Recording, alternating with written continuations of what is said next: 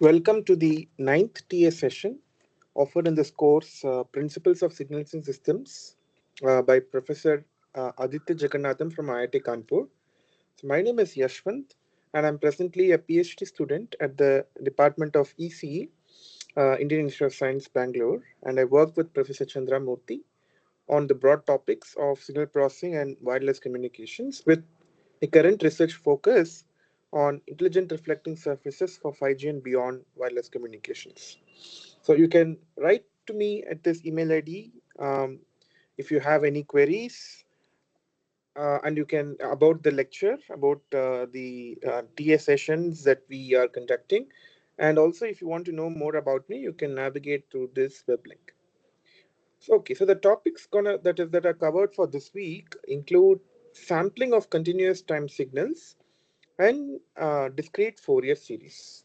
Okay, as usual, the first part of the today's session will be to summarize the week 9's lectures and then solve some tutorial problems. So basically, the week started with um, dealing with problems on filter design. Okay, and also some resistance, and C stands for conductance. So an RC circuit is basically a circuit which can accomplish, for example, many functionalities. For example, it can be used to design a filter of a particular requirement. So associated with any RC circuit, there are two main metrics. One is called a time constant.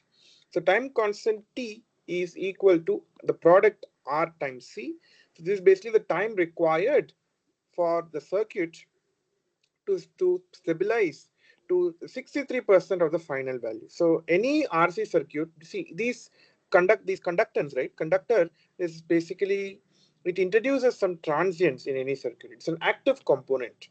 A resistor is a passive component. So their combination will basically introduce some transient in the circuit. Transient is basically that initial time during which the output will fluctuate, and after the transient is over, the system reaches its steady state. That is, the final value will become stabilized.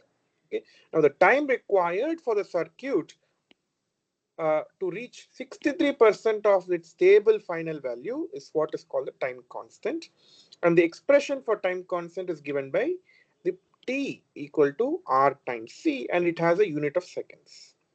Similarly, the 3 dB bandwidth. Suppose you design a filter and someone asks you particular filter can support. That is, what is the range of frequencies over which the filter will produce a distortionless response from the input to output. So the range of frequencies, how do I measure the range of, how do I measure the um, how do I measure the 3 dB bandwidth? Basically, what I do is I take the peak value, divide by, take the first half of the peak value, and then whatever is the frequency range within this 3 dB, that is called a 3 dB bandwidth, and that's given by omega naught, which is a frequency value equal to 1 by RC. So just to, an administrative, are you able to hear me well and see my screen well? Just can you confirm?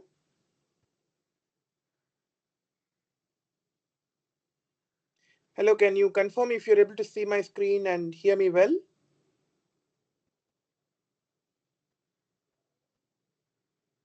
Hello? Okay, okay, someone has confirmed. Thank you. Okay, so these are the two notions of what is of an RC circuit. One is called time constant, which measures how much time it takes for the circuit to reach 63% of the final stable value. So stabilized value, that is called the time constant. And second is 3 dB bandwidth, which is defined, which is given by the expression omega naught, which is anyways frequency, right? Your basic frequency axis, and this is like your filter response. So let's say this is the range with which you will get within 3 dB from the peak. Okay, and this basically, let's say this is 0, this is minus omega naught and plus omega naught. Now this omega naught is what is given by 1 by RC. Okay, so RC has a unit of seconds, so 1 by second is hertz. So this has a for units of hertz. Okay, now let's move on to sampling of continuous time signal. So what you do is basically you take a continuous time signal x of t. Let's say this is your continuous time signal, And what you do is called sampling. That is, you only take the values at some specified time instance, okay, such that these time instances are periodic, right? In the sense, let's say you define some number called TS, let's say zero point 0.1 millisecond. Example, just giving an example. Okay, so for first at 0.1 first millisecond, you record what is the signal value. At zero point 0.2 millisecond, you record what is the signal value. At zero point 0.3 millisecond, you record what is signal value, and keep doing this continuously. Okay, and you collect all these signal measurements. Okay, and that will now become a discrete time signal, because because you don't have the signal value for all time. You only have for specific time intervals at zero point 0.1 milliseconds, zero point 0.2 milliseconds, and so on. So this operation of recording the signal values from a continuous time signal is what is called sampling of a continuous time signal. You obtain samples from the continuous time signals to obtain a discrete time signal. That's why this is called sampling. Okay, so the TS, the time unit TS is what is called sampling time. And what you do is you define x of n to be x of nts. Okay, it's just a notational, we introduce for notation purpose. Okay, so x of n, where n is some integer. So if I say x of 1, that means I'm essentially asking what is x of ts. That is, at continuous time signal, whatever is the value of x of ts, that is corresponds to x of 1. If I say x of 2, that means I'm asking what is x of 2ts. If you say x of, let's say, 10, that means I'm asking what is x of 10ts. Okay, so I'm redefining the notation by I will ignore the number ts, and I will just retain the n value. That is basically collection of samples. It's a collection of samples as a function of some integer. Okay, this is called sampling operation. Now, if ts is what is called the sampling time, then associated with this ts, you also have what is called the sampling frequency, which is simple relation. Sampling frequency is defined as the reciprocal of the sampling time. So this is called a sampling frequency. Now, mathematically, how do I accomplish this sampling operation? So for that, we will first see the particular notion of sampling is called impulse train sampling. Okay, so in this, what you will do is you will consider first an impulse train. Recall impulse train, you will be studied in previous session. That is just collection of impulses, but in particular here, this impulse train is indexed by the indexed by the number ts. So delta ts of t is defined as sum over k equal to minus infinity to plus infinity delta of t minus kts. Right, this is basically an impulse train. Means what you have impulse functions at 0, ts, 2ts, 3ts, and so on, and similarly on the left hand side also at minus 2t, minus ts, minus 2ts, and so on. It's a periodic impulse function with the period equal to ts. Okay, so I will consider this function impulse train. Then what I will do is I will multiply this impulse, this delta ts of t, with the given continuous time signal x of t. I multiply both these two signals. Then if I look at the x dash of ts, okay, x dash of t, and I define a new signal x of n defined as x dash of nts, then basically this x of n is a sampled version of x of t under impulse train sampling. Okay, so to understand it clearly, what happens is that if I multiply, if I yes from this expression, put this expression here, and apply what shifting property of the impulse function, you will get this big chunk here. So your sample signal is summation k equals minus infinity to plus infinity x of kts times delta of t minus kts. This is how you do sampling. Mathematically, sampling is obtained by multiplying the given signal, continuous time signal x of t, with an impulse train or a periodic impulse function with period equal to ts. That is, whatever you is the sampling time you desire with, you construct a impulse periodic signal with period equal to ts, whatever you designed for. Multiply that with the given continuous time signal. Whatever is the output signal, that is a sampled version of your continuous time signal with sampling time equal to the period of the impulse train. Okay, so now if I do sampling, how will the spectrum change? That is the Fourier transform. That is a frequency domain representation of the sampled signal. Okay, So what I will do is, so we know that this is the sampled signal now. So I need to analyze the Fourier transform of x ts of omega, right? So what I do, I just apply what the Fourier transform property, and basically this means what you are in the time. So if I take Fourier transform on both sides, for remember, recall that Fourier transform is a linear transform. It applies linearity property. So this guy is sum over the Fourier transform of x of kts multiplied by delta of t minus kts. But in the time domain, if you multiply two signals in the by convolution property, in the frequency domain, their signals will be convolved. You should do convolution. So that means this Fourier transform is x of omega, and this Fourier transform will be you recall that Fourier transform of impulse train is again impulse train, and you recall, and using the convolution property, what you can show is that the Fourier transform is now given by this expression here. That is, it is, see what you have done. You have taken x of omega, the difference by k omega s, summed over k equal to minus infinity plus infinity, and divided by 1 by ts. Okay, so what is this? This is nothing but the periodic version of x of omega. Let me explain by a picture. Okay, what this if you mathematically plot this Fourier transform, how does it look like? So let me consider an example. Let's say in the time domain signal, continuous time domain signal is a sinc function. Okay, and let's say whose Fourier transform we know that is a rectangle, of the rectangle shape in the frequency domain. Okay, now let's say I am I want to sample this continuous time signal at some sampling frequency fs, which is given by 1 by sampling time ts. That means what I'll do, I'll obtain the samples at every ts, and I get these pink color signal. Okay, now if I take the Fourier transform of the sampled signal, what it says is you need to repeat. Basically it's a periodic version of your rectangle signal. So basically what I'm saying is, whatever you had the Fourier transform of the unsampled give original continuous time signal, you repeat this spectrum and make it as a periodic version. That will become the Fourier transform of the sampled signal. Okay, and what is the period of the Fourier transform? Period is exactly equal to the sampling frequency omega s, where omega is something but 2 pi by ts. Okay, so basically, but one more changes.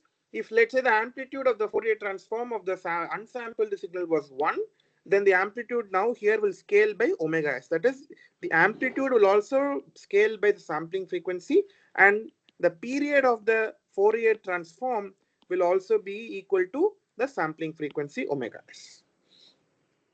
Okay, is it clear? Basically, what I'm saying is that if you have a continuous time signal, unsampled signal, let's say the Fourier transform is x of omega, then if I sample this continuous time signal at a sampling frequency of omega s or fs, then its corresponding Fourier transform will be the periodic version of the Fourier transform of the unsampled signal, with period equal to sampling frequency and scaled by an amplitude also equal to sampling frequency. Okay, so this is the first thing, is a very important thing you need to understand about sampling operation. Okay, now the question is, how should I select the sampling frequency? Okay, what are the allowed choices of sampling frequency is the question. Okay, now let's say I choose my omega s to be a very small number. Then what happens is that, let's say this was my actual spectrum. If omega s is, let's say, equal to 0.01, very small number, then if I make a periodic version, what will happen is that this will be the first box. Then what will happen? Okay, let me maybe draw it. Okay, let me, maybe if I draw, so let's say this is the first version, then second version will be somewhere here itself. Third version will be here itself. So each box will keep overlapping on top of each other if omega s is not a very big number, because omega s is a period, right? So essentially you need to repeat these box using a period of omega s. But if omega s is a small number, then all these boxes will overlap on top of each other. And this is called as spectral aliasing. Okay, this effect, that these replicas, what are the replicas? This is one, this Fourier transform was only one rectangle, but now you have in the Fourier transform of the sample signal, you have gotten several rectangles. In fact, infinitely many rectangles. It's a periodic signal; it will keep on continuing. So all these are replicas. If these replicas overlap on top of each other, then what is spectral aliasing will happen. Now, if I want to avoid spectral aliasing, then what is the criterion? So look at this figure. So let's say let's say this was the original Fourier transform. It arranged from minus W to plus W, where W is a bandwidth of the signal. Now I know that the replica will be spaced at Fs because that is a periodic. That's a fundamental period of the Fourier transform, the periodic version of the Fourier transform. So the after Fs amount of time, you will have the next rectangle coming again, and that will also be with the 2W because it ranges from minus W to plus W. So the width of the rectangle is 2W. So again, after Fs, you will have 2W. Now, what is the requirement? These two boxes should not overlap. Means what? This Fs should be at least 2W. You need to have some non-negligible gap between these two rectangles if these two rectangles should not overlap. You need to have some non-negligible gap. That means, what does it mean? You take the difference. So that means what? You consider this full, what is this? This length is Fs, and you take the sum of these two widths inside the rectangle, which is minus 2W is this gap. And I want this to be greater than or equal to 0. And that's what I wrote here. Fs minus 2W should be greater than or equal to 0, or Fs should be at least 2W. Then you will not have these two spectrums to be overlapping. Okay, so the requirement is that your sampling frequency must be at least 2 times the bandwidth or the maximum frequency content in x of t. So let's say, for as an example, let's say I'm talking a speech signal, and it occupies a maximum bandwidth of, let's say, 4 kilohertz. Okay. Then what it says is, so the signal occupies a maximum frequency content in at up to 4 kilohertz. Then if someone has to sample my speech signal, they should sample at least at 8 kilohertz in order to have no spectral aliasing. Okay, that's the meaning of this equation. Okay, so if I want to avoid spectral aliasing, I need to have the sampling frequency to be at least 2 times the maximum frequency content. Now, why is no spectral aliasing important? Okay, suppose if someone wants to reconstruct, so someone has already sampled the given continuous time domain signal. Now I want to reconstruct the continuous time domain signal from the what? From the answer is, you will do low pass filtering of the sampled signal. That is, now you have the sample signal, pass it through a low pass filter. The output will now again become a continuous time signal. How is this justified? That's because this is the frequencies of Fourier transform of the sampled signal. Now I know that just one rectangle in the middle is the actual signal. If I now low pass this, do low pass filtering and pass only this rectangle to the output and discard every other rectangle in the input, then the output will contain only one rectangle centered around 0. But this is nothing but the Fourier transform of my continuous time domain signal. That means I've gotten back my continuous time domain signal if I do low pass filtering. Now, if I were to reconstruct my signal very distortion in a distortionless manner, I need to this low pass filtering should not have any signal components from these other rectangles except the rectangle in the middle. That is why you should not have any spectral aliasing. What happens if you do spectral aliasing? If you have spectral aliasing, then you cannot reconstruct back the sampled signal to the actual continuous time domain signal. Now, why is reconstruction important? That's because in reality, we are all human beings, and we want to only deal with continuously varying things. Because you can save storage data, storage space, and everything. Instead of saving the signal value for every t, I will only collect the signal for some instance of t, and I will only store those values. Okay, I will only store those values. If I store those values, then it is enough that, and if I reconstruct the signal back later, then I am able to actually, I will know the complete signal just by knowing the signal components at at specified values of time instant. This is why sampling is very important. In fact, the follow-up course, if you are taking digital signal processing, it completely deals with sampled signals only. Okay, so sampling is very essential to digital signal processing. That's the first thing you will learn. Throughout the course, you will only deal with sampled signals. You will not deal with continuous time domain signals in that course. Okay, so in order to have distortionless reconstruction of your continuous time domain signal, only one replica should be within the low pass filter. Therefore, replicas should not overlap. So you do need the condition that you should not have spectral aliasing. No spectral aliasing is needed if I want to reconstruct back my continuous time domain signal given the sampled signal. Okay, so that's why whenever you sample, this is a very important condition. You should sample at a frequency which is at least 2 times the maximum frequency content in the Okay, so that's basically the very famous theorem called the Nyquist sampling theorem. What it says is that any continuous time domain signal x of t can be sampled and reconstruct from its sampled signal without any distortion if the sampling frequency fs is at least 2 times fm.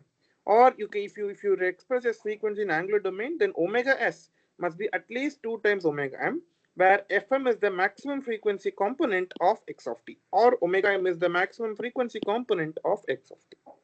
Okay, it's a very famous theorem, very fundamental theorem in signal processing called the Nyquist sampling theorem. A signal is said to be sampled at Nyquist rate if omega s equals 2 times omega m. That is, if you follow the equality, see, this allows equality. It says that your fs should be at least 2w. It does allow equality. If you allow equality, then what will happen is this gap will become 0. Then you should use a strict low pass filter, and then you can still successfully recover back. Okay, so that's basically called that's basically the sampling theorem. Now reconstructed signal. Basically, how will you so what I told is that if I pass this signal, right? Where is the signal? Yes, if I pass this signal, sample signal through a low pass filter, I will get back my basically what does it mean? Okay, just like sampling means you take an impulse train and multiply with the continuous time signal. How will you do reconstruct? Given a sample signal, how will you reconstruct the continuous time signal? That is the next agenda. So basically, you pass the, what did we see for reconstruction? Pass the actual sampled signal through a low pass filter. Okay, that is similar to passing the sampled TS through a system whose impulse response is sinc function. Why? Because low pass filter is a rectangle. It's a rectangle, right? The low pass filter means the frequency domain representation, the Fourier transform or the frequency response of the impulse response is a rectangle. But rectangle signal in the frequency domain means it's a, in the time domain, the impulse response is a sinc. It's of the sinc function. That's why it is as if you're passing the sampled signal through a sinc function based system whose impulse response is the sinc function. But what do I know? That the output is the convolution of input and the system impulse response. So as a result, the continuous time domain signal x of t can be recovered from its sampled signal through this formula. Okay, where I do convolution between the sinc function and the sampled signal to recover back the continuous time domain signal. Okay, now are there questions?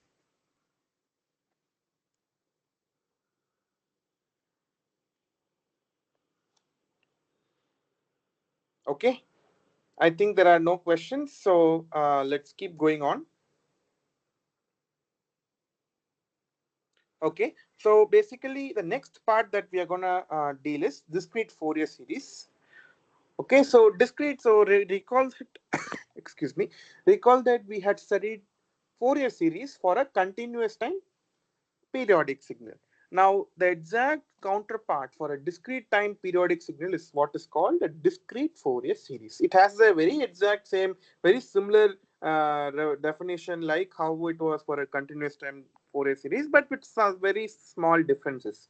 So, discrete Fourier series says that if x of n is any discrete time periodic signal with period n naught, then x of n can be represented as sum over k equal to 0 to n naught minus 1 ck into e power jk omega naught n.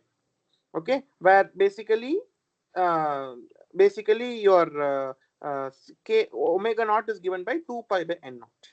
Okay, the first difference between a discrete Fourier series and a continuous Fourier series is, in a continuous Fourier series this summation was from k equal to minus infinity to plus infinity, but for a discrete Fourier series the summation is a finite summation from 0 to n naught the discrete time signal. Okay, that's the first difference. As a consequence, you will basically see that there can be several other properties that will come up. We'll see later given time permits. Okay, now how do you find ck?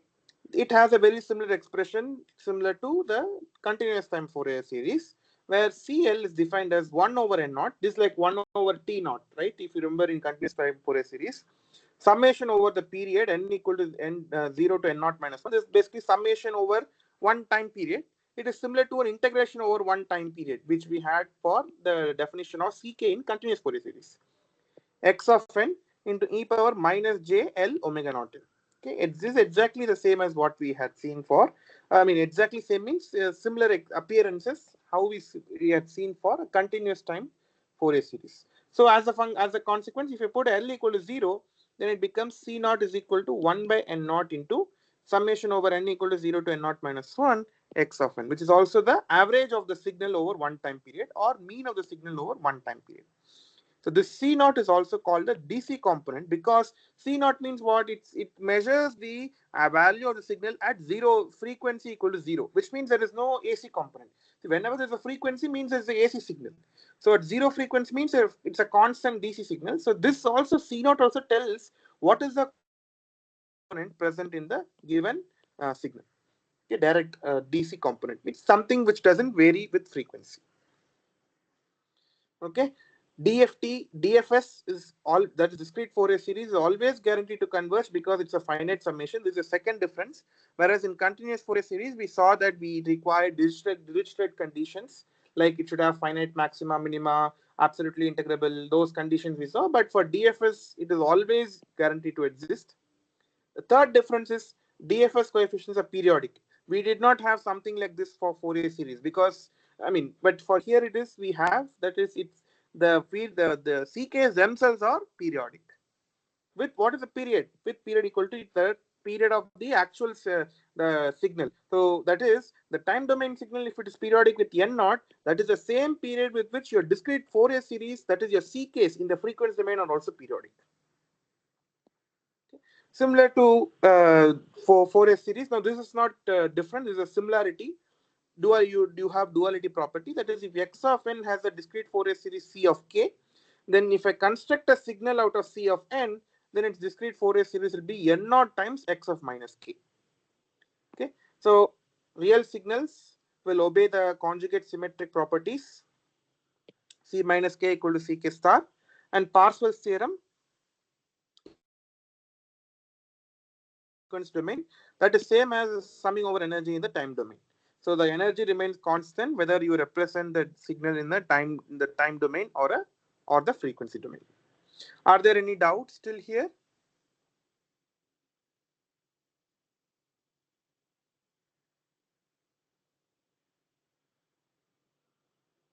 Any doubts? Is everything clear? Okay, there are no doubts. Um, if you have doubts, you can please always unmute and ask. Okay. Next part is basically tutorials where we'll see some question and answers. The first question is as follows. So it says that there is an ideal pi by 2 phase shifter is defined by the frequency response. So let's see. So the phase shifter is basically one kind of a system whose frequency response is given by this kind of a relation. That is, your h of omega equals e power minus j pi by 2 if omega is positive, and e power plus j pi by 2 if omega is negative. Okay, that's all. That is what it does is you have a system x. Let's say you have a system which is called minus pi by 2 phase shifter, minus pi by 2 phase shifter. Let's say x of t is the input, it produces an output y of t, and this system has an impulse response h of t whose frequency response, that is the Fourier transform, is given by h of omega in this form. Okay, that is the Fourier transform takes the value e power minus j pi by 2 if omega is positive, e power plus j pi by 2 if omega is negative. Such a kind of a system is called an ideal minus pi by 2 phase shifter. Now the question is, given the frequency response, find the impulse response of the phase shifter. Second, what is the output y of t when x of t is equal to cos omega naught t? Okay, so basically solution, first the solution for impulse response is easy. That's because if you have the Fourier for frequency response, that is nothing but the Fourier transform of your impulse response. So essentially, all you need to do is you have to find the inverse Fourier transform of the given h of omega. That is all you need to do. Fine. So what we will do is that we will not do inverse Fourier transform by definition. We'll apply the properties of Fourier transforms in order to find the inverse Fourier transform. So now what I will do, recall that e power minus j pi by 2 is cos minus pi by 2 plus j minus sine pi by, plus j sine minus pi by 2. But cos minus pi by 2 is 0 because cos minus theta is cos theta. So cos pi by 2 is 0. And sine minus pi by 2 is nothing but minus sine pi by 2. But sine pi by 2 is 1. Therefore, it becomes minus j. Okay. So e power minus j pi by 2 is minus j. Similarly, e power plus j pi by 2 is cos pi by 2 plus j sine pi by 2. Sine pi by 2 is again 1. So this becomes plus j. So essentially the Fourier transform or the frequency response is h of omega equal to minus j if omega is positive plus j if omega is negative. Now what I will do is I will take negative common. Then it becomes minus of plus j if omega is positive minus j if omega is negative. But what is this in the bracket? This is exactly your and take maybe if I take j also common, then it becomes plus 1 if omega is positive, minus 1 if omega is negative. So this is nothing but a signum function in omega. Okay, therefore the given Fourier transform or the frequency response is nothing but minus j times signum of omega. Okay, this is the first thing. Now what I recall from our previous session that what we did is we did say that signum of t has the Fourier transform 2 by j omega. Therefore, by duality property, 2 by jt will have the Fourier transform 2 pi times signum of minus omega. Okay, that is not so, but signum of minus omega is same as minus signum of omega because signum function is an even function. I'm sorry, it's an odd function. So basically, the minus will come outside. So it becomes minus 2 pi times signum of omega. Therefore, you divide by 2 on both sides. So 1 by jt will have the Fourier transform minus pi signum of omega. Or 1 by j pi t will have the Fourier transform minus signum of omega. That is, I divide by pi on both sides. Now, I'll multiply by j on both sides. I'll tell you why I'm doing all these things. Now, if I multiply by j on both sides, I will have 1 by pi t will have the Fourier transform minus j signum of omega. But you see, minus j signum of omega is exactly what I have. That is nothing but the given frequency response.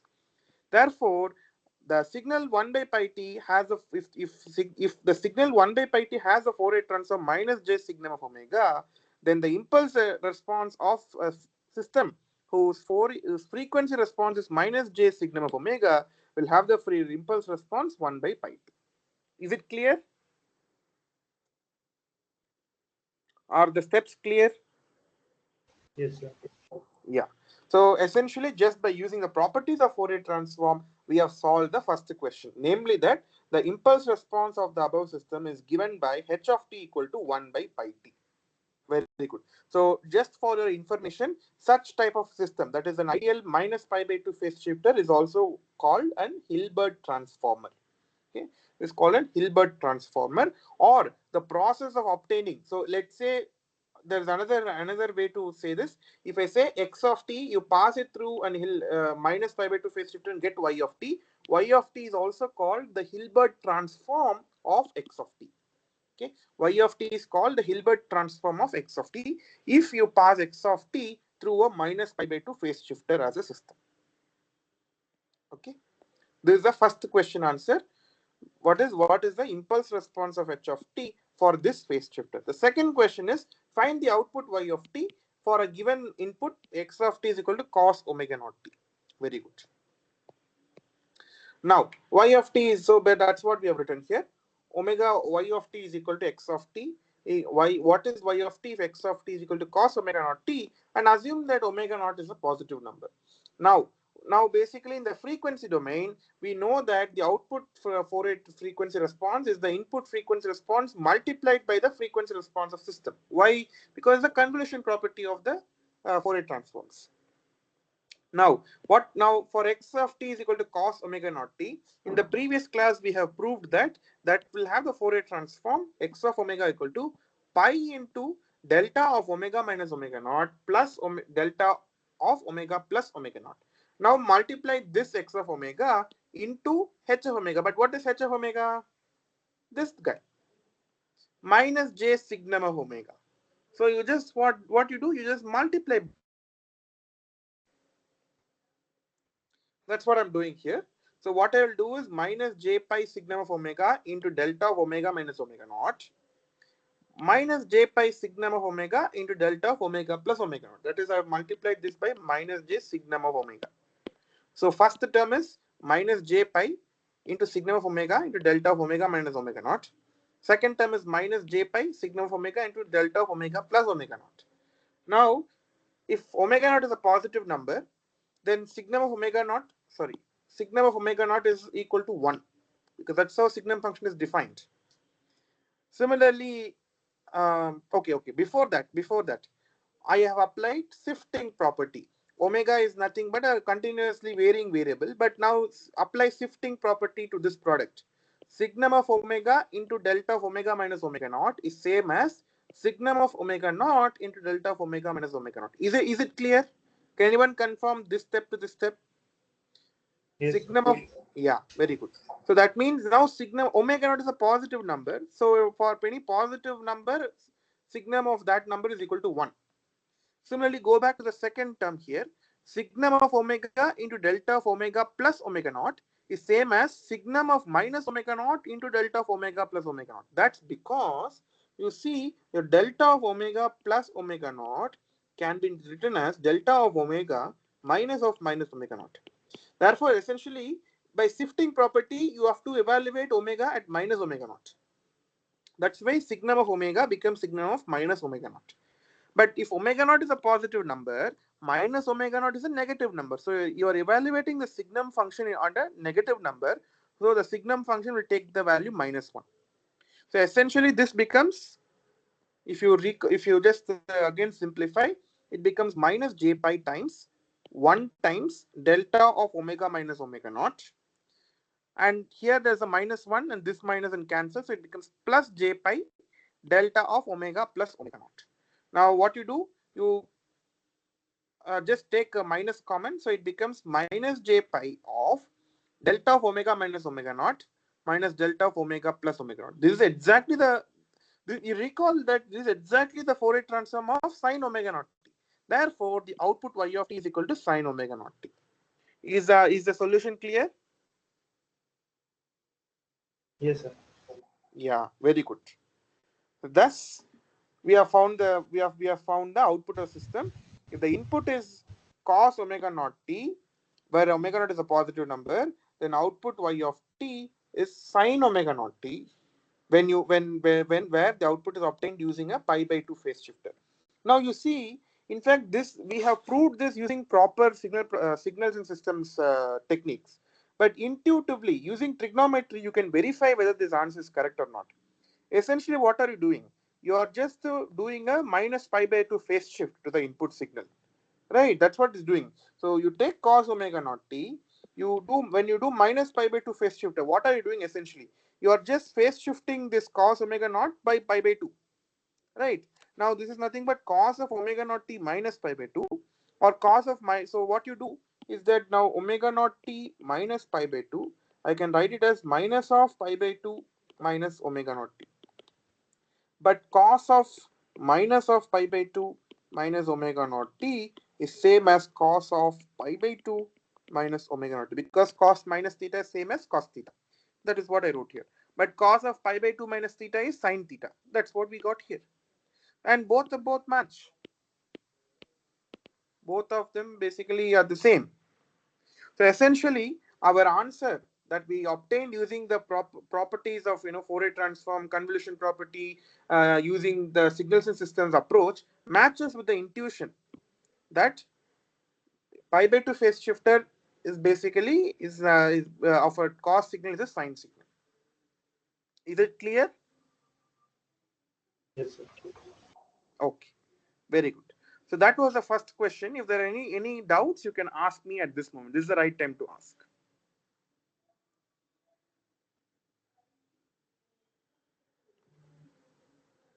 Okay, I think clear. Fine, great. Let's go to the next question. So again, I'm going to use this follow-up question. Let x of t be cos 2 pi f naught t. Yeah, just write omega naught. I've written it as 2 pi f naught. That's the only difference. Otherwise, you can think of omega naught also. Okay. Let x hat of t be the okay. Okay. Maybe okay. There's a small typo. It's not Hilbert transformer. It is Hilbert transform of x of t. Okay. Or okay, it's okay. Let x hat of t be the Hilbert transform of x of t. That means what? X hat of t is obtained by passing x of t through a minus pi by 2 phase shifter. That is the meaning of the sentence. X hat of t is a Hilbert transform of x of t. Find the output of this system. What system? This is the cause. You're causing passing x of t as an input. This is undergoing some complicated mathematics operation. Output is y of t. I'm asking if x of t is cos 2 pi f naught t, what is y of t? That's what is the question. And the system is box here.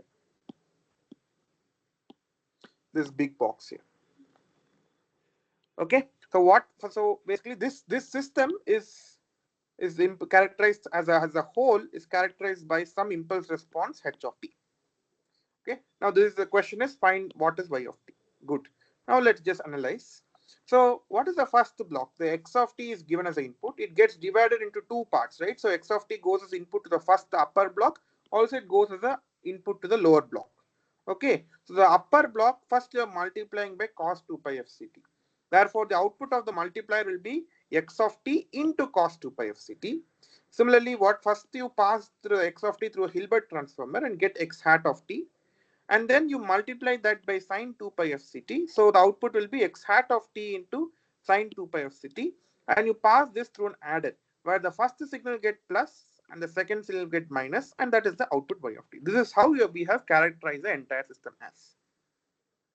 So essentially now if you write down the overall signal y of t is equal to the output in the first top branch, that is x of t into cos 2 pi fct, minus the output in the second branch, that is x hat of t into sine 2 pi fct. Now what is x of t? X of t is given to be cos 2 pi f naught t. Therefore just cos 2 pi f naught t into cos 2 pi fct. Remember this fc is different from f naught. Fc is some frequency given that's given in this as a part of the system. Okay, minus x hat of t. Is x hat of t is nothing but the Hilbert transform of x of t. And here we know that x of t is nothing but cos 2 pi f naught t. Therefore, x hat of t is nothing but cos 2 pi f naught t minus pi by 2. That's a minus pi by 2 phase shifter. And just in the above previous question, we saw that the if I pass cos omega naught t as an input to the Hilbert transformer, the output will be sine omega naught t. That is sine 2 pi f naught t. Therefore, put this value for sine x hat of t in the above equation. What you get is y of t equals to cos 2 pi f naught t into cos 2 pi fct minus sine 2 pi f naught t into sine 2 pi fct. This is like what? Cos A, cos B minus sine A, sine B. But that is nothing but cos of A plus B, right? This is a trigonometric identity where A is basically what? 2 pi f naught t and B is 2 pi fct. This is a trigonometric identity. So I can write this entire y of t as cos of 2 pi f naught t plus 2 pi f c t, which is cos of 2 pi times f naught plus f c of t. Okay, so essentially what you have done, you have used cos 2 pi f naught t as the input x of t, whose frequency is f naught plus f c, according to the system I showed you above, and the output is cos 2 pi f naught plus fc into t. What is the frequency of this? F naught plus fc. Okay, so you have converted f naught to a higher frequency f naught plus fc. Therefore, this kind of a system is also called as up converter. That is, it up converts the frequency of the input signal by some desired amount.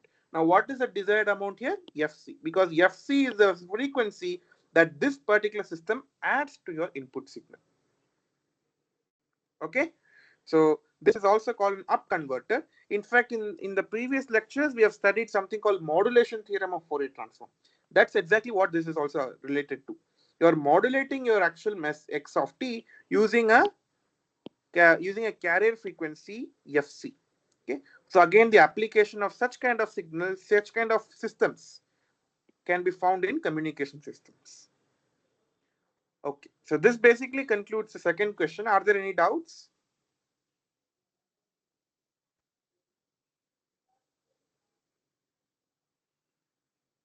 Or which part shall I repeat? Can you please ask me?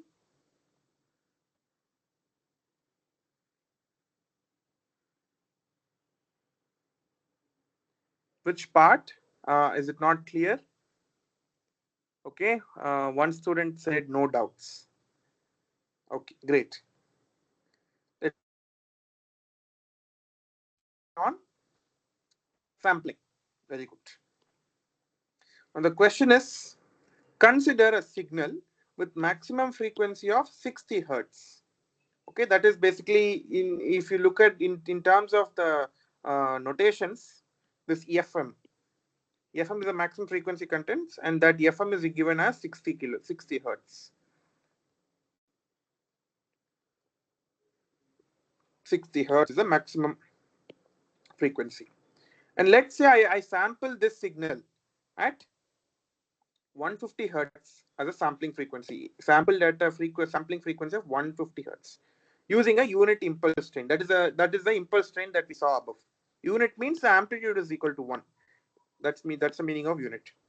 Now the question is, what should be the cutoff frequency range of the low pass filter that can be used to recover the original signal from its sampled version? Okay, that is based. They're asking what are the possible range for the low pass filter cutoff. What is the cutoff? Let me quickly recall. So if I have a low pass filter, this is basically the Fourier or the frequency response of a low pass filter. Okay, this is a frequency axis. Let's say this is f naught and minus f naught. That is the place, the frequency response before f naught will be equal to 1. That is, it will, the output, the system will allow any frequency before f naught to the output, but it will reject any other frequency outside this or whose frequency is above f naught. Such frequency is called the cutoff frequency. Okay, the f naught is called the cutoff frequency.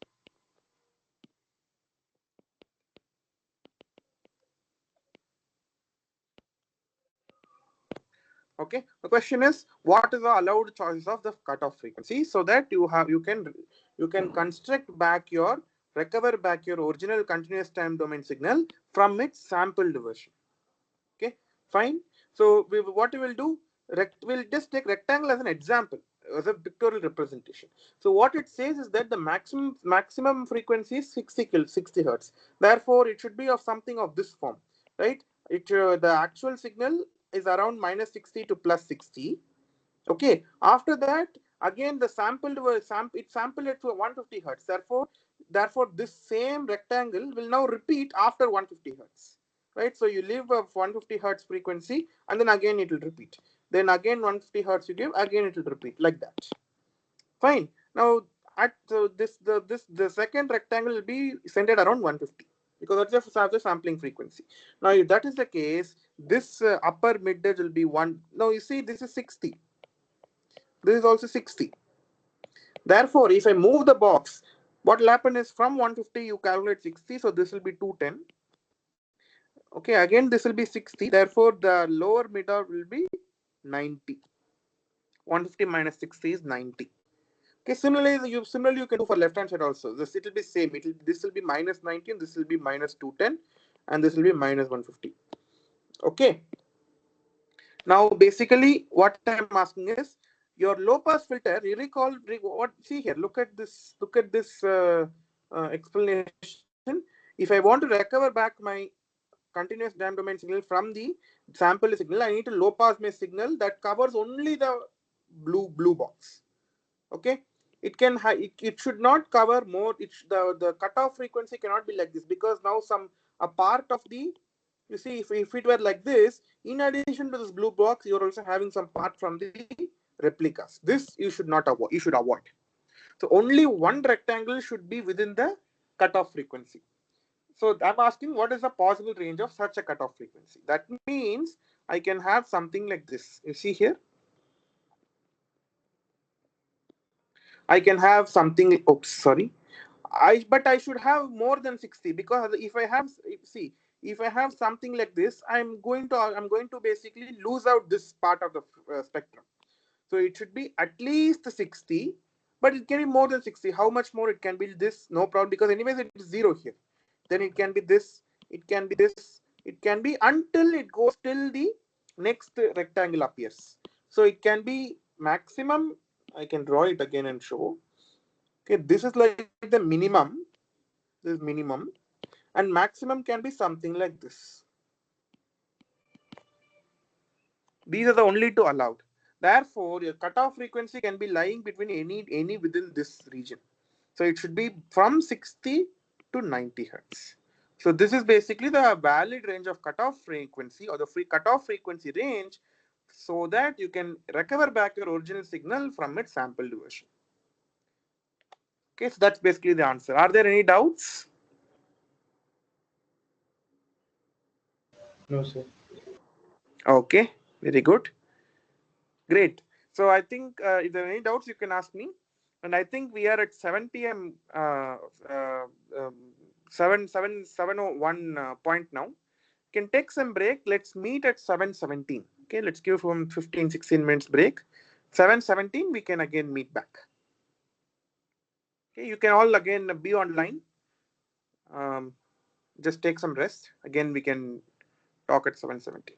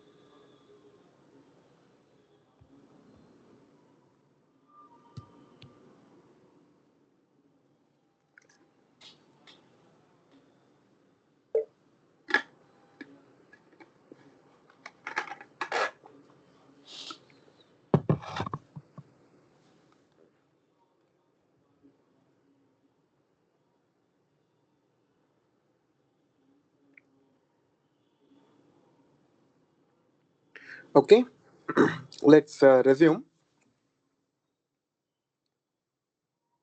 Okay, so the next question is again on sampling, and the question is simple. It says, what is the minimum sampling frequency required to sample the signal? What is the signal? X of t equal to sine 2 pi t divided by 2 pi t into cos 2 pi t. Okay, so what is the minimum sampling frequency? Yeah, the answer is given by the Nyquist sampling theorem, which says that Fs must be at least 2 times Fm. So all you need to do is find the value of Fm and say 2Fm. That is the answer.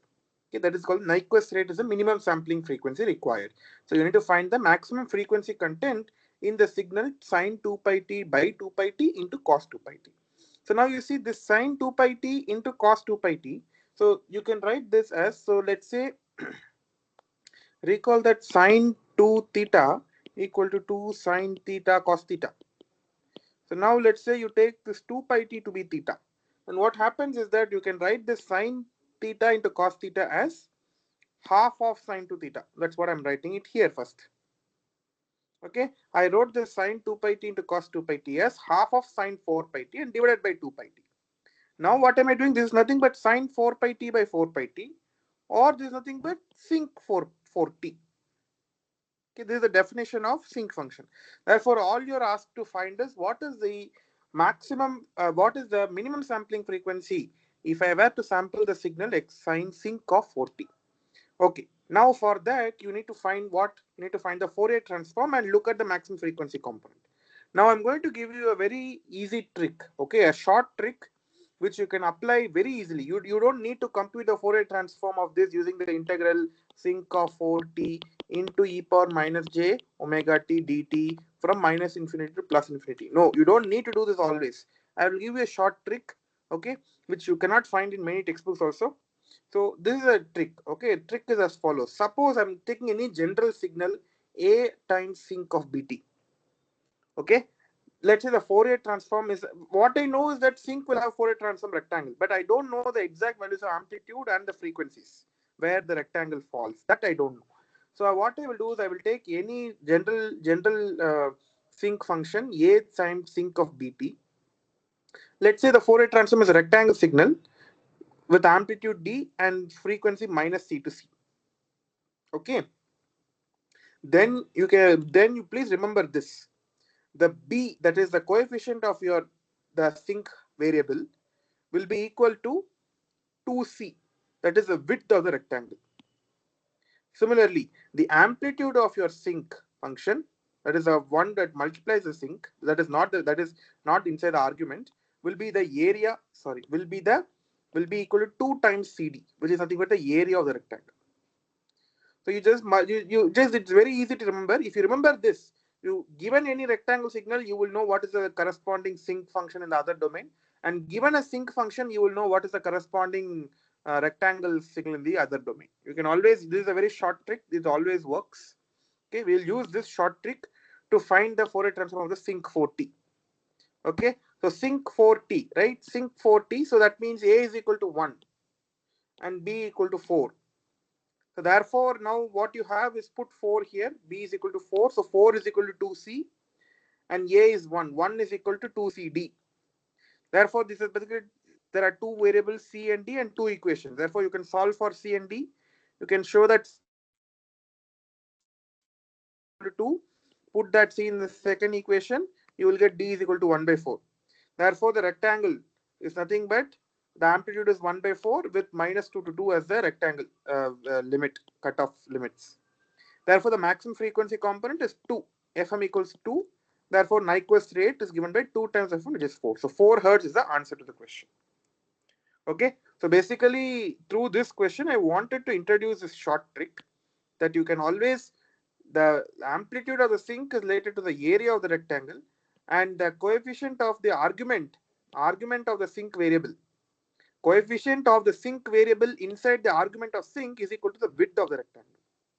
Using that, you just got the answer in just steps. These are some easy steps. Maybe if it is subjective question, this might not be very, people might not accept because they have to know. But if it's, let's say you solve for example, if this kind of questions are asked in gate exam, then it's like, you got the answer in not even in a half a minute. It's a very simple question. You know how to do it. Okay. So answer is 4 hertz. Is it clear? Yes, sir. Okay, great. So for using this, we'll solve one more question, but little later. Okay, so now just for completeness, this I think I've taken from a gate exam question. So consider an RC circuit with R is equal to 12 kilo ohm and C is equal to 50 nanofarad. A unit step voltage is applied across the RC circuit. What is the rise time of the circuit? That is the time taken for the voltage across the capacitor to rise from 10 to 90% of the final value.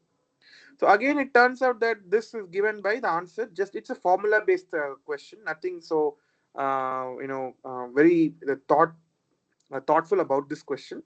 The answer is basically that you need to find the value of 2.1972 times RC, where R is the capacitance and C is R is the resistance and C is the capacitance. Just substitute for values. So R is nothing but 12 kilo ohm. So 12 into 10 power minus 10 power 3. And C is 15 nanofarad. So it's 15 to 10 power minus 9. So just solve this, 15 to 12 into 50, something like 60. So 12 into 50 is 600. 600 into 10 power minus 6. This is 2.2. I'm just approximating 2.1972 as 2.2, which is like 13.2 times 10 power minus 4, or 1.32 times 10 power minus 3, or 1.32 milliseconds. Okay, it's just a simple formula based question. Nothing so great about this question. Okay. The next question again on sampling.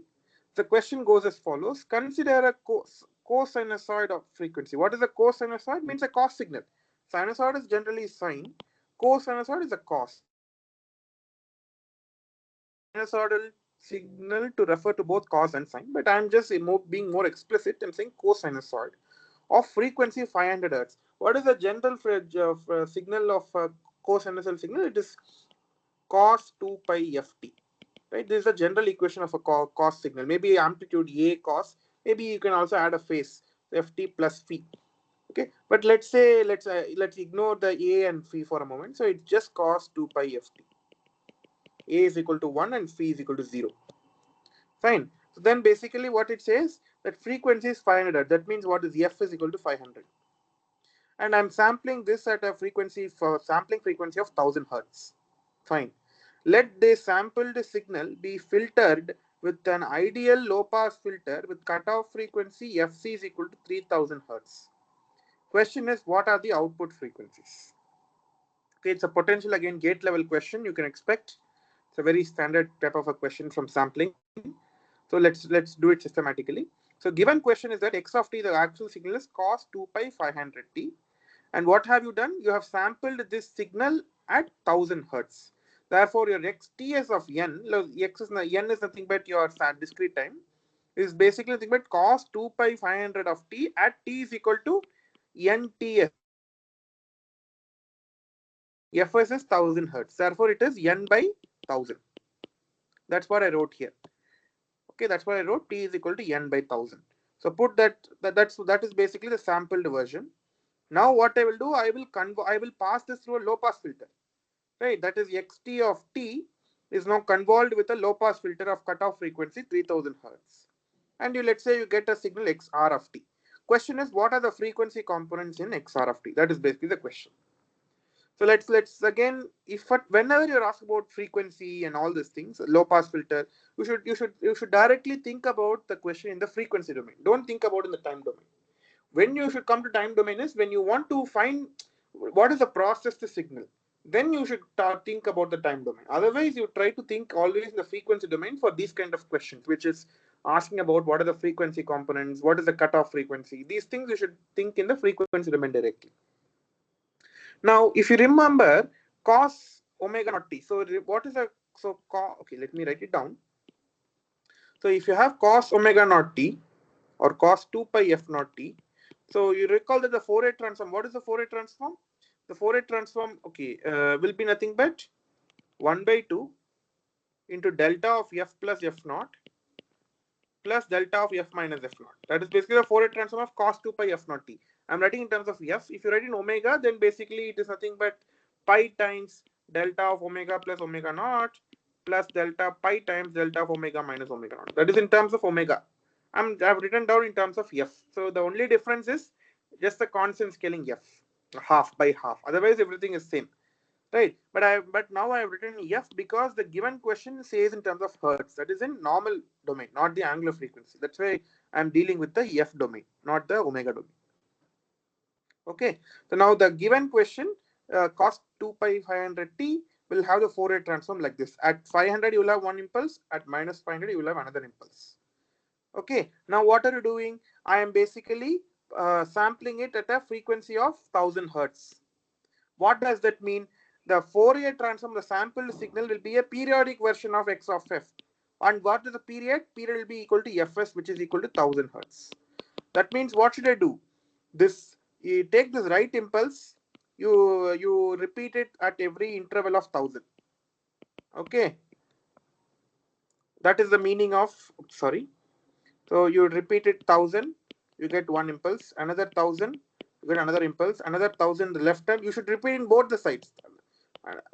Okay, another 1000 like this. You repeat both the sides. You will get the periodic version of the right side. This right impulse. Similarly, you should take the left impulse. Also, you should basically keep of 1000 hertz. You should keep repeating the left and add both, right? Add both the signal. So that's what. So first, what we will do, we will obtain. You will define. You will only do shifting of the right impulse. Oops, sorry. You take the right impulse, that is this impulse, and do 1000 hertz apart periodic version on both left and right. Then what will happen? This 500 towards the right at 1500 one impulse will come, another right 2500 one impulse will come, another right 3500 one impulse will come. Now to the left, you at minus 500 one impulse will come, minus 1500 another impulse, minus 2500 another impulse, and so on. Okay, this is basically when you use the right impulse and make a periodic version of it on both left and right. Now you take the left impulse, do the same thing. To the right, you make a periodic version. To the left, you make periodic version. Okay, so 500, if you make a right periodic version at 500, you will get one, 1500, 2500, 3500, and so on. Similarly, towards the left, if you repeat, it's minus 1500, minus 2500, and so on. Now, what you need to do? You need to add both. Your actual Fourier transform is the Fourier transform in 1 plus the Fourier transform in 2, because that's the linearity property of Fourier transform. Are identical. These two Fourier transform are the same. Therefore, the only difference is the impulse amplitude will be doubled now, but the frequency components will be same. Namely, at 500, 1500, 2500, 3500, minus 500, minus 1500, minus 2500, minus 3500. Okay, so now you have found the Fourier transform of the sampled signal. But now what is the next step? They are now passing this through a low pass filter of cutoff frequency 3000 hertz. What are the output frequencies? Okay, so now what are you doing? You're passing it through a low pass filter of 3000. Okay, that's what is this green color box here. So everything outside this will be rejected. Everything inside this box will be passed in the output. So what is the output? Output will be at 2.5K frequency, 1.5K, 500. Similarly on the right hand side also. Therefore, the answer is output frequencies will be at 500 hertz, 1500 hertz, and 2500 hertz. Okay, so this is the answer. Was the solution clear?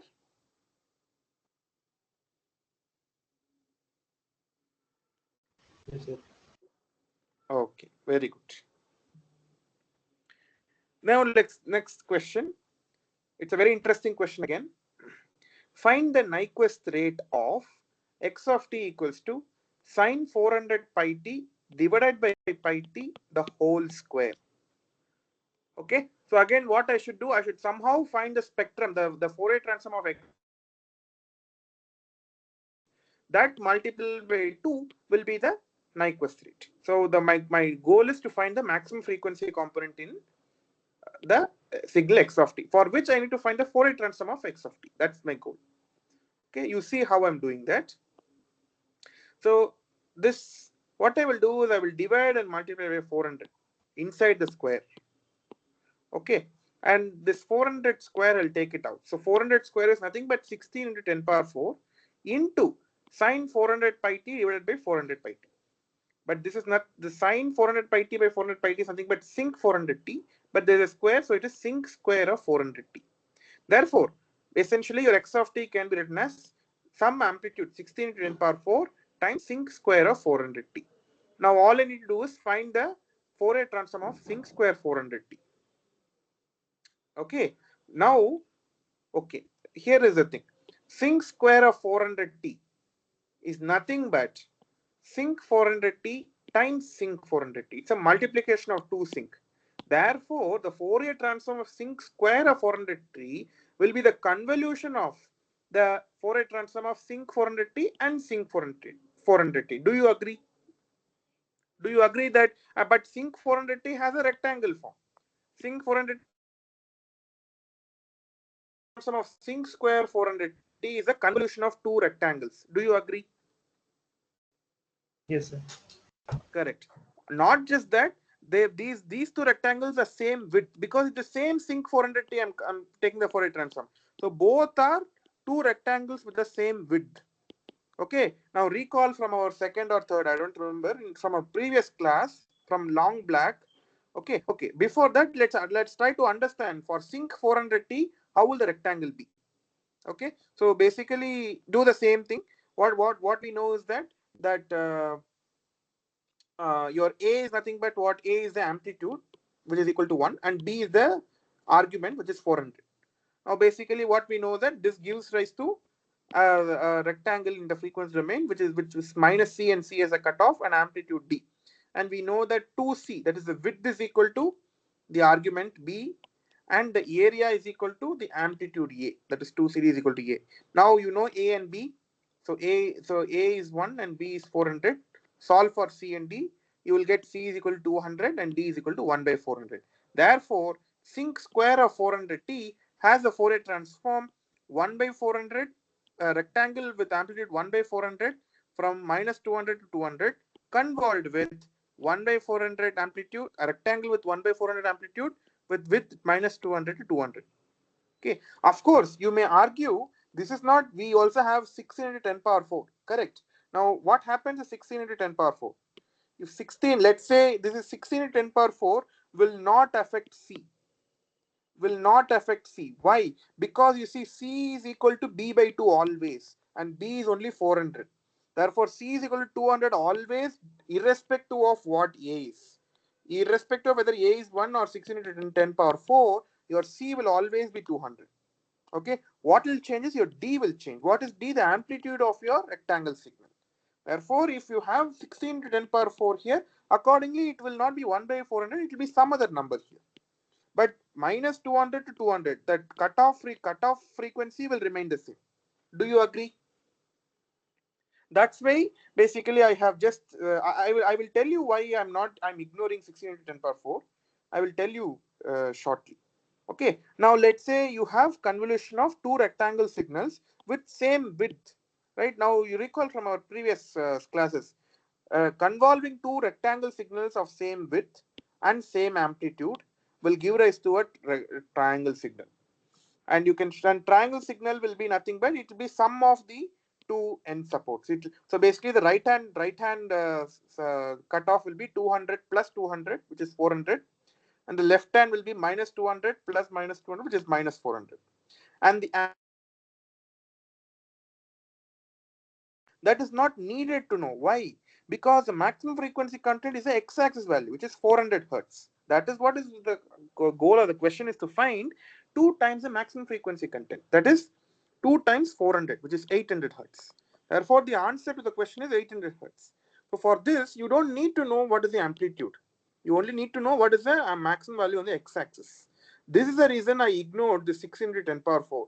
Anyways, if you had accounted for 6 into 10 power 4, what would have happened is it would have been a different number than 1 by 400, which in turn would have affected the amplitude only. This 400 would have remained the same. That's why I ignored the 6 into 10 power 4. Is the solution clear? Yes, sir. Okay, very good. So if any doubts, If you have any doubts, you can please ask me. Others in the class, you can ask me if there are any doubts. One student told everything is clear. Okay, fine. Now we are coming to the last question for today, which is a question on discrete Fourier series. So now the question is that you consider a periodic sequence. So a discrete time signal is also called a discrete time sequence because it's just a collection of numbers. It's called a x of n as shown below. How is it? Basically from 0 to 4. Okay, x of n takes the value 1 when n is equal to 0, 1, 2, 3. Maybe I'll change the color now. Where x of 0, x of n equal to 1 when n is equal to 0, 1, 2, 3, 4. And it takes the value 0 when n is equal to 5, 6, 7, 8, 9. Again, it takes the value equal to 1 from 10, 11, 12, 13, 14. Then again 0 for 5 more consecutive numbers.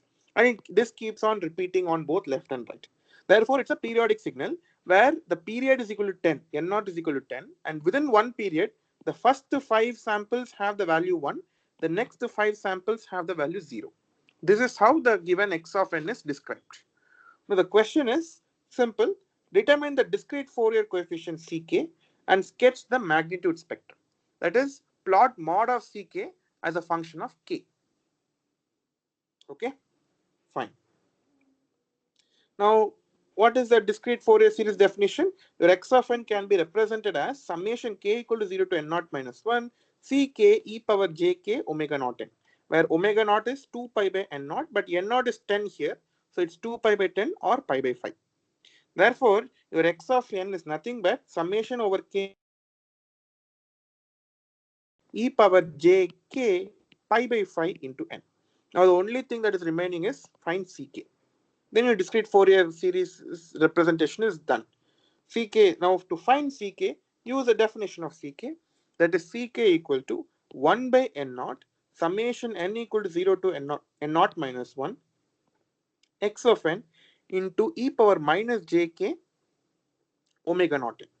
But omega naught is pi by 5, so I've just substituted for here. Now, this n naught is something but 10. So 10 minus 1 is 9. Good. But from 0, okay, let me now write down some more things. When n is equal to 0, 1, 2, 3, 4, your x of n was equal to 1. When n is equal to 5, 6, 7, 8, 9, your x of n was 0. Therefore, when n was equal to 0, 1, 2, 3, 4, you will have x of n is equal to 1. From 5, 6, 7, 8, 9, this guy will be equal to 0. Therefore, the summation will not go till 9, will only go till 4. And in that case, x of n will be equal to 1. Okay, I have just ignored the summation from 5 to 9 because anyways x of n takes the value 0 there.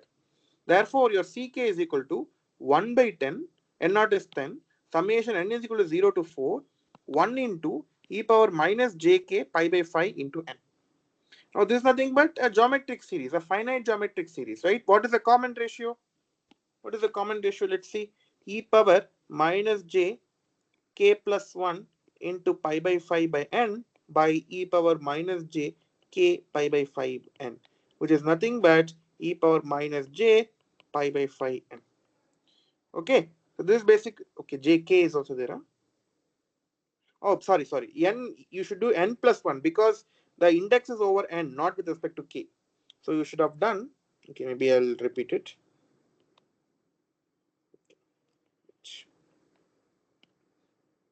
N plus 1 into pi by 5 into k into j n pi by 5 into k.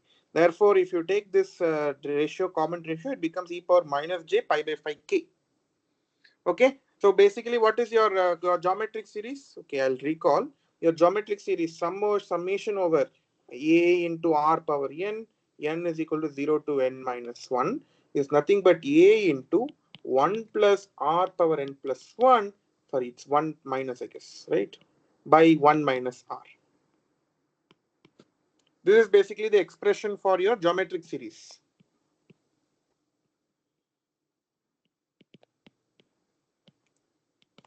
Right, where r is the common ratio. Okay, let's say this is what we have. So they see this. Okay, where are we now?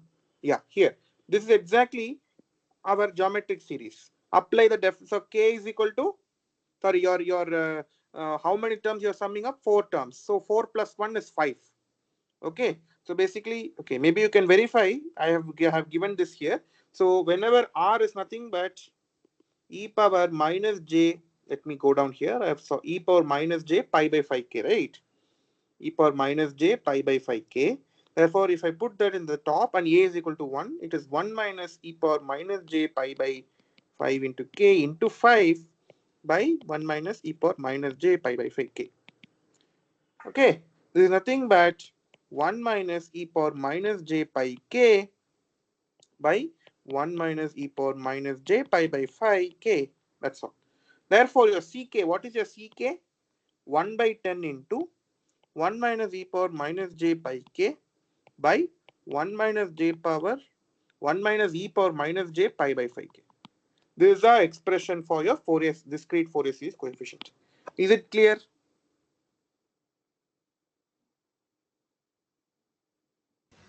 Yes, sir. Sorry, I didn't hear you. Can you? Is it clear? Yes, sir. Okay, very good. This is the first part. The second part is what? Plot the magnitude spectrum. Means find mod of ck. First to find mod of ck and then plot with respect to k. For that, what I need to do?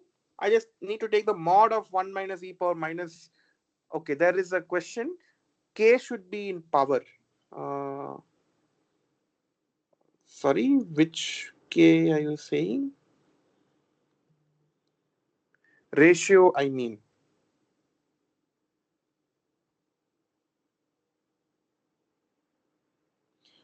Which step I actually didn't follow.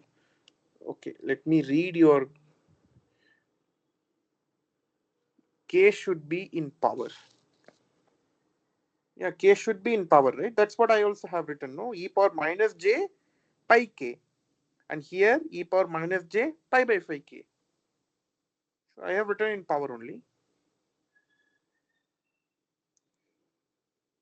Oh, okay, okay. That's because okay. This see here. This I multiplied by 5, right? Because you have an n plus 1 term. You're doing basically okay. So it's not. Uh, okay, it's not n plus 1. Maybe it's still n because I'm only doing till n minus 1. So it's power n, capital N. Now, basically, now what was my summation going till? You see, summation was going till 4, right?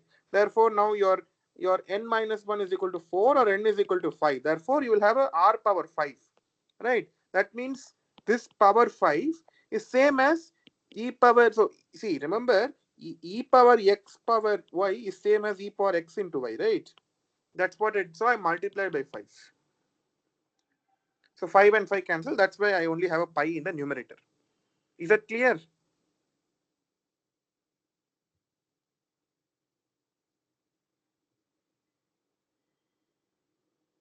Or which step can you explain little more? Then I can clarify.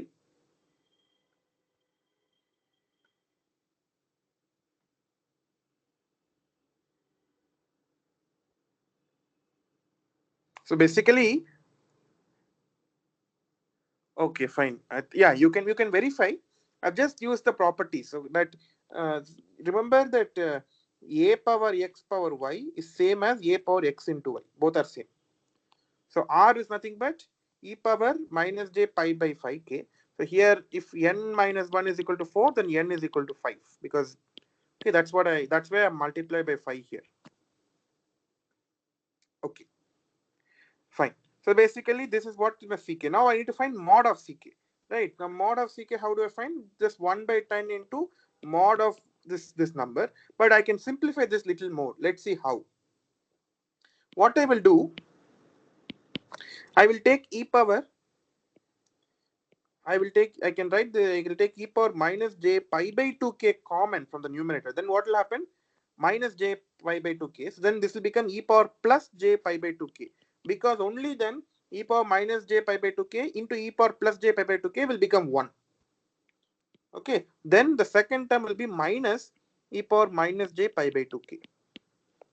Is it clear?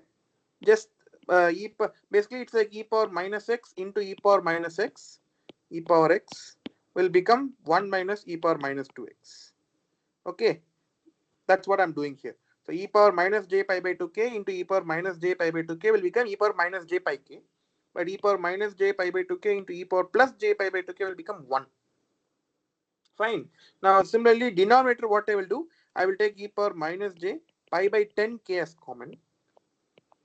And this is nothing but e power plus j pi by 10k minus e power minus j pi by 10k will be in the denominator. Now what happens? Again, these two terms, if I multiply, then the powers will add up. So it becomes e power minus j pi by 5k, which is same as what is there in the denominator here.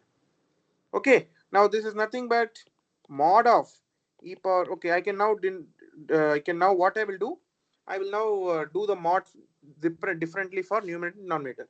It's nothing but mod of e power minus j pi by 2k into mod of e power j pi by 2k minus e power minus j pi by 2k by mod of e power minus j 10 pi k into mod of e power j 10 pi by 10k minus e power minus j pi by 10k. But this e power j theta has modulus equal to 1. So this is equal to 1. This is also equal to 1. Doesn't matter what theta is. Now Euler's formula. I'll apply Euler's formula. What do I have? I have that sine theta is equal to e power j theta minus e power minus j theta. So 2j sine theta is equal to e power j theta minus e power minus j theta.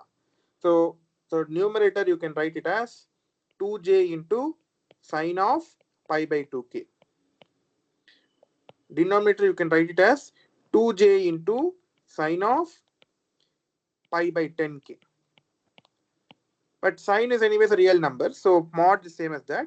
J and j will get cancelled. 2 and 2 will also get cancelled. This is same as sine of pi by 2k by sine of pi by 10k. Okay, so this is basically the mod of ck. Is it clear?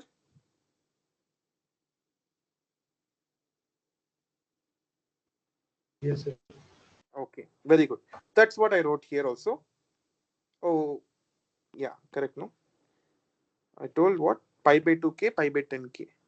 Yeah, pi by 2k. And there's a 1 by 10 always outside. I've always, this 1 by 10 is coming from top, this 1 by n naught. That 1 by 10 keeps on coming till the end. Therefore, mod of sine ck is equal to 1 by 10 into sine of pi by 2k into pi by 10k. Now, what is the, just plot it. You can show that the plot will be something like this. Okay, for if different k, evaluate. But I don't need to evaluate for all k, because this Fourier series, it's enough if you evaluate ck for k equal to 0 to n naught minus 1. For other k, it is periodic, right? Ck's are always periodic. Discrete Fourier coefficients are periodic. You see here, this property here, going back to the last first. See, DFS coefficients are periodic. So if you are able to find the values of CK within one period, then you just keep on repeating, you will get for other CK also.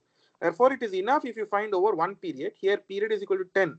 Therefore, if you just plot it from 0 to 9, that is enough. It will then keep on coming. It will come. You can do for other values also.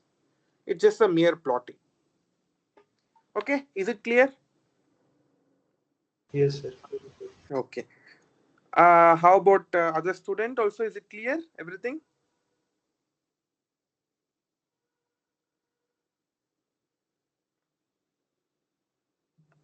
Okay, great. So I have only these questions for today. If you have questions, you can ask me. If there are no questions, we can again continue the next week.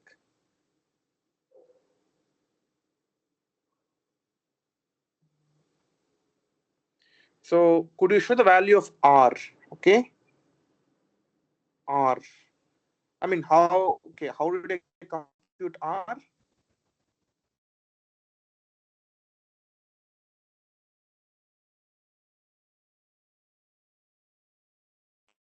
I have.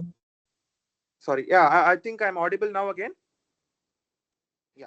The geometric series I have is k equal to 0 to 4 e power minus j k pi by 5 n. Sorry, not k, n.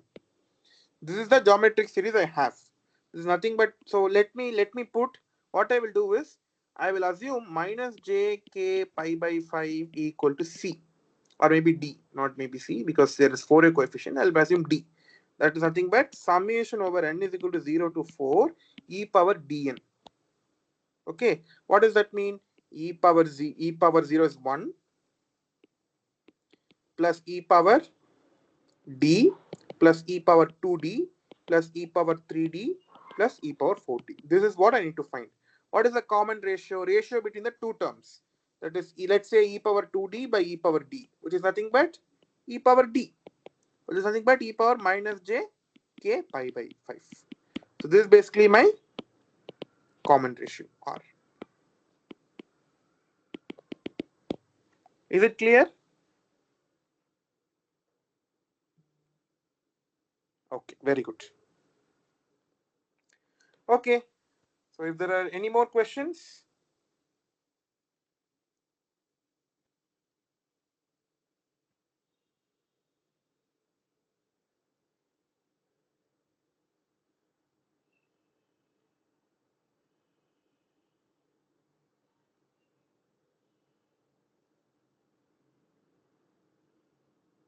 okay. So I see no questions. So we can stop for today, and we can continue again on the next week. Okay.